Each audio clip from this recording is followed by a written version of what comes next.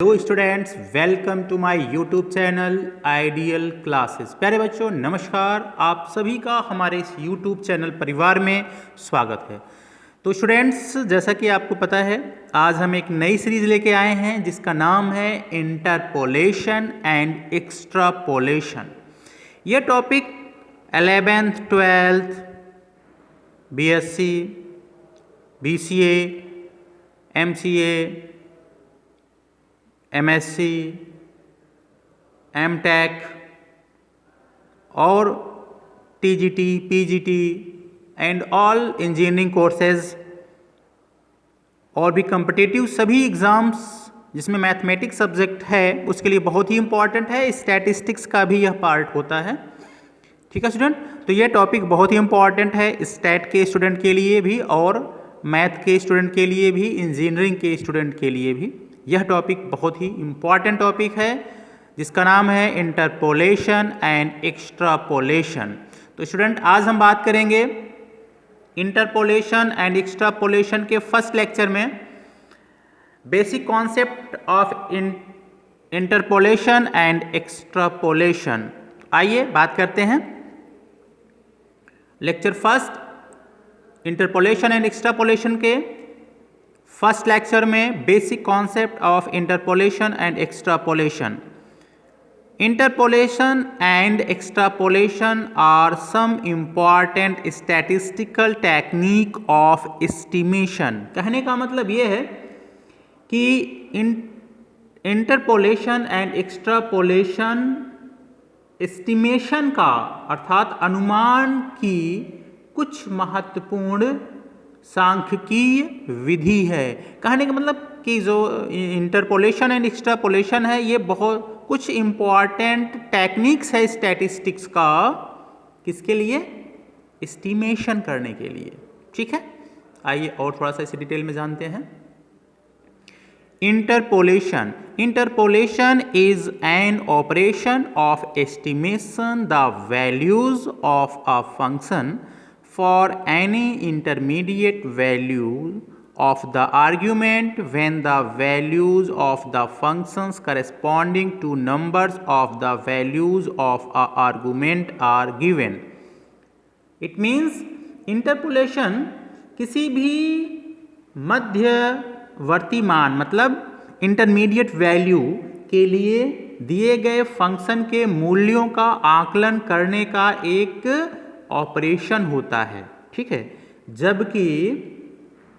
जबकि फंक्शन के सभी मान एक तर्क के अनुरूप उसमें दिए गए हों। कहने का मतलब यह है कि एक फंक्शन दिया रहेगा, उसके एक लॉजिकल ढंग से उसकी वैल्यूज दिया रहेगा, उस फंक्शन उस डेटा के बीच में किसी एक मान की वैल्यू जो है वो मिस रहेगा। तो उस वैल्यू को अगर निकालने का एक मेथड है इंटरपोलेशन। लेकिन शर्त यह है कि जो हमारा डेटा है उसके बीच का किसी भी मान, किसी भी फंक्शन की वैल्यू मिसिंग हो, उसके बाहर की नहीं। ठीक है, चलिए आगे बात करते हैं एक्स्ट्रापोलेशन। एक्स्ट्रापोलेशन क्या होता है? Extrapolation is the method of estimating the values for past period to future period from the given values of argument. It means extrapolation past की मतलब कि अतीत की अवधि से, अतीत के समय से भविष्य की अवधि के लिए या भविष्य में आने वाले समय के लिए मूल्यों का आकलन करने की एक विधि है, एक मेथड है। कहने मतलब एक्स्ट्रापोलेशन के बिहाफ पर हम पास्ट के मेथड या चेंजेस के आधार पर फ्यूचर में किसी भी वैल्यू का क्या मान होगा, क्या उसकी वैल्यूज होंगी, क्या चेंजेस आएंगे, उसको फाइंड आउट करने का एक मेथड होता है। इसे थोड़ा सा एग्जाम्पल से स्टूडेंट हम और क्लियर करेंगे। आइए एग्जाम्पल देखते हैं तो आपको क्लियर हो जाएगा। इसमें स्टूडेंट टू इंडिपेंडेंट वेरिएबल्स होते हैं x एंड y, और x वेरिएबल को हम x0, x1, x2 dash dash xn से रिप्रेजेंट करते हैं और y वेरिएबल को y0, y1, y2 dash dash yn से रिप्रेजेंट करते हैं। चलिए एक एग्जांपल लेते हैं। अब देखो यहाँ पे एग्जांपल है, x ईयर में दिया गया है 2005, 2006, 2007, 2008, 2009 और इसकी वैल्यूज़ दिया गया है y के फॉर्म में 150, 247 यहाँ पे मिस है, 700 यहाँ पे मिस है। ठीक है स्टूडेंट, अब देखिएगा बहुत ध्यान से कि फर्स्ट वाले इसको हम x0 से रिप्रेजेंट करते हैं, इसको हम x1 से करेंगे, इसे हम x2 से करेंगे, इसे हम x3 से करेंगे, इसे x4 से करेंगे। यहाँ पे इस स्टूडेंट y की वैल्यू को y0, दूसरे को y1, y2, y3, इसे y4 से करेंगे। ठीक है, जब दिए गए डेटा के किसी भी मिडिल वैल्यू, किसी भी मिडिल ईयर की वैल्यूज़ निकालना है। अब देखो जैसे हम 2007, ये देखो हमारा डेटा जो 2005 से 2008 तक के डेटा का ये मिडिल पॉइंट मतलब इसके बीच में है, तो इसकी वैल्यू निकालना है। तो इसकी वैल्यू को निकालने के प्रोसेस को हम इंटरपोलेशन बोलते हैं, क्योंकि ये इस डेटा का के मध्य में स्थित है। अब जब इस डेटा के बाहर, जैसे 2009 की जब हम वैल्यू निकालेंगे, 2009 ईयर की जो वैल्यू निकालेंगे वो एक्स्ट्रापोलेशन में आएगा, या हम कह दें 2010 की वैल्यू अगर हम ईयर की वैल्यू निकालें तो वो भी आपका एक्स्ट्रापोलेशन में आएगा।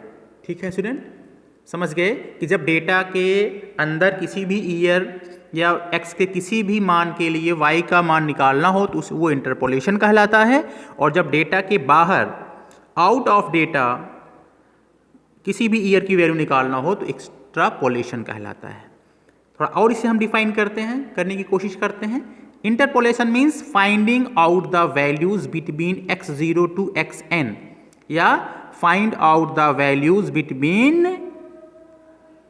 Between range. जब हम किसी भी दिए गए रेंज मतलब x0 से xn जो उसकी लास्ट लिमिट है उसके बीच में किसी भी किसी भी वैल्यू को फाइंड करना चाहें तो इंटरपोलेशन में आता है, और एक्स्ट्रापोलेशन में क्या आता है, finding out the values outside the range. और जब रेंज के बाहर किसी भी वैल्यू को फाइंड आउट करने की कोशिश किया जाए तो एक्स्ट्रापोलेशन कहलाता है। जैसे 2010 का, 2009 का, ये एक्स्ट्रापोलेशन में आएगा, और 2007 जो कि इस डेटा के बीच में है वो इंटरपोलेशन में आएगा। आई होप आपको समझ में आ गया होगा स्टूडेंट। आइए इसके आगे थोड़ी बात करते हैं। Assumptions of interpolation and extrapolation. No sudden jump in the values, मतलब कि इसमें क्या होना चाहिए, सडनली जंप नहीं होना चाहिए किसी भी वैल्यू का, मतलब एक सीक्वेंस में चलना चाहिए। जैसे अभी हमने बताया कि 2001, 2002, 2003, 2004, तो इसमें देखो एक सीक्वेंस बन रहा है, इसमें एकाएक जंप नहीं होना चाहिए। यूनिफॉर्मिटी इन द राइज और फॉल ऑफ वैल्यूज, और इसमें दूसरा जो एजम्पशंस है स्टूडेंट, उसकी वैल्यूज में यूनिफॉर्मली राइज होना चाहिए या फॉल होना चाहिए। मतलब एक यूनिफॉर्म एक सीक्वेंस में या तो राइज करे बढ़े या तो फॉल हो डिक्रीज करे। ठीक है, मतलब उसमें जो हमारी वैल्यूज हैं वो एक फॉर्म में एक सीक्वेंस में या तो इंक्रीज करे या डिक्रीज करे।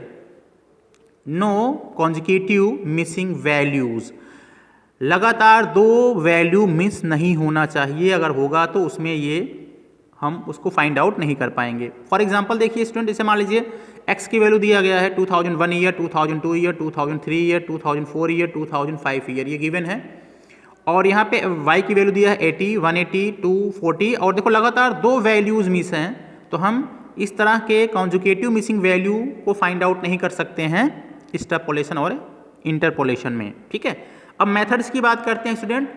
तो वैसे तो बेसिकली दो मेथड्स हम अभी इसमें डिस्कस करेंगे, अगर आप लोग कहेंगे तो और सारे मेथड डिस्कस करेंगे। फर्स्ट वैसे बेसिकली दो मेथड्स होते हैं, पहला है बाइनोमियल एक्सपेंशन मेथड, सेकंड है न्यूटन्स एडवांसिंग डिफरेंस मेथड। लेकिन इसके अलावा भी इंटरपोलेशन और एक्स्ट्रापोलेशन जो हायर क्लासेस हैं, जैसे एमटेक हुआ, एमएससी मैथमेटिक्स हुआ, बीसीए हुआ, इंजीनियरिंग, बीटेक और भी कोर्सेज में और भी बहुत सारे मेथड पूछे जाते हैं। तो वो मेथड्स हैं स्टूडेंट, इसके अलावा जो मेथड्स हैं वो है Newton forward difference formula, Newton backward difference formula, Newton divided difference formula, Lagrange interpolation formula, Gauss interpolation formula, Stirling interpolation formula, Bessel interpolation formula, Laplace interpolation formula. लेकिन इंटरमीडिएट स्टैटिस्टिक्स के जो student हैं उनके level पर सिर्फ ये दो methods आएंगे, first binomial expansion method and second Newton advancing difference method. Newton advancing difference method के बेस पर हम फॉरवर्ड वाले, बैकवर्ड वाले और डिवाइडेड डिफरेंस फार्मूले वाले प्रॉब्लम्स को भी सॉल्व कर सकते हैं। फिलहाल अभी हम इस सीरीज़ में ये दो मेथड डिस्कस करेंगे, लेकिन आने वाले समय में हम ये सारे मेथड जैसे जैसे आप कमेंट बॉक्स में कमेंट करते जाएंगे वैसे वैसे सारे मेथड को हम आपके सामने डिस्कस करेंगे। ठीक है, तो स्टूडेंट आज हमने डिस्कस किया इंटरपोलेशन एंड एक्स्ट्रापोलेशन के बेसिक कॉन्सेप्ट के बारे में, इसके डेफिनेशन के बारे में, इसके एग्जाम्पल एक अच्छे से क्लियर करने की कोशिश किया। उसके बाद इसमें कितने मेथड्स यूज़ होते हैं वो हमने डिस्कस किया। आई होप आपको ये लेक्चर समझ में आया होगा, अच्छा लगा होगा। तो आप कमेंट बॉक्स में कमेंट करके ज़रूर बताइएगा कि हमें तो आप लोगों को ये लेक्चर कैसा लगा, और आपको सारे मेथड्स अगर स्टडी करना है तो आप कमेंट बॉक्स में जिस भी मेथड को और आप जो है हमारे साथ डिस्कस करना चाहें आप उससे ज़रूर कमेंट बॉक्स में कमेंट करिएगा, तो वो मेथड भी हम लेके आएंगे। ठीक है स्टूडेंट, और अगर आपने अभी तक हमारे चैनल को सब्सक्राइब नहीं किया है तो आपसे हम रिक्वेस्ट करते हैं कि आप हमारे चैनल को सब्सक्राइब करिए स्टूडेंट्स, क्योंकि अभी 1000 भी सब्सक्राइबर नहीं हुए हैं, तो आप कोशिश करिए जल्दी से जल्दी 1000 सब्सक्राइबर को क्रॉस कराइए स्टूडेंट्स। और हमारे चैनल को लाइक भी करिए और ज़्यादा से ज़्यादा शेयर करिए ताकि हर स्टूडेंट को इसका बेनिफिट मिल सके। ठीक है student, take care, bye bye, thank you. अब आपको हम इसके सेकंड लेक्चर में लेके आएंगे first method, binomial expansion method. ठीक है स्टूडेंट, तब तक अपना ख्याल रखिए, thank you, bye bye, take care.